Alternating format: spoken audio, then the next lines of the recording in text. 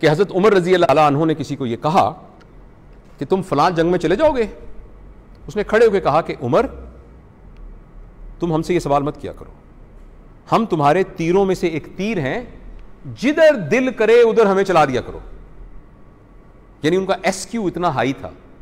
لیکن یہ S Q high ہم سب کی خواہش ہے کہ ہمارے سارے لوگ جو ہے نا اس آ جائیں, لیکن حضرت عمر کا یہ ایس کیو ہائی بننے کی ریزن میں آپ کو ایک چھوٹی سی مثال دیتا ہوں کہ مدینہ میں قحط پڑا اور کھانے کو ختم ہو گیا, مشہور قحط. تو سب نے یہ کہا کہ بھئی ہر بندہ جو کھاتا تھا آدھا کھائے گا, half of it will be given, یہاں جو بیٹا, half of it will be given to another brother.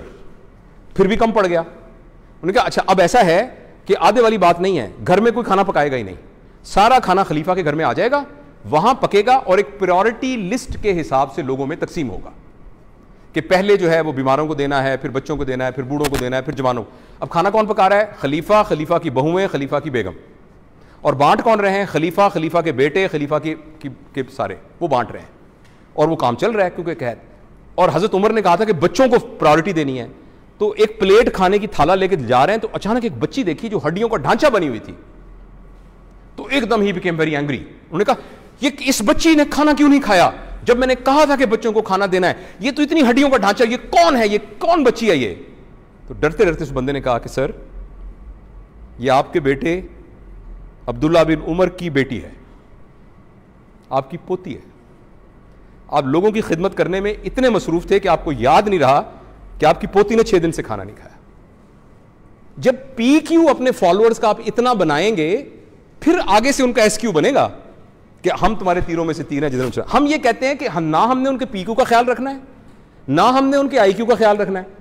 اگر آپ اپنے چھوٹے ڈومین میں دیکھیں تو میرا ایئر کنڈیشن دفتر ہوگا, مجھے پتہ نہیں ہاؤس سرجن بیچارے سوتے کہاں ہیں, نرسیں لیٹتی کہاں ہیں, مریضوں کے بیٹھنے کی کون سی جگہ ہے. اور یہی ہمارے اوپر کے لیڈرز پہ آپ دیکھ لیجئے. اچھا آئی کیو کو نہیں سکھانا ہم نے کچھ نہیں ان کو, نہ گھر کے ملازموں کو کچھ سکھانا ہے, نہ ہاؤس سرجنوں کو کچھ سکھانا ہے, نہ عوام الناس کو سکھانا ہے. ہمیں اس حکومت سے مجھے سب سے بڑی شکایت یہ ہے کہ اس نے عوام کے آئی کیو کے لیے کیا کیا ہے. ای کیو کو تو پہلے تباہ کر دیا تھا, آئی کیو کے لیے کیا کیا ہے.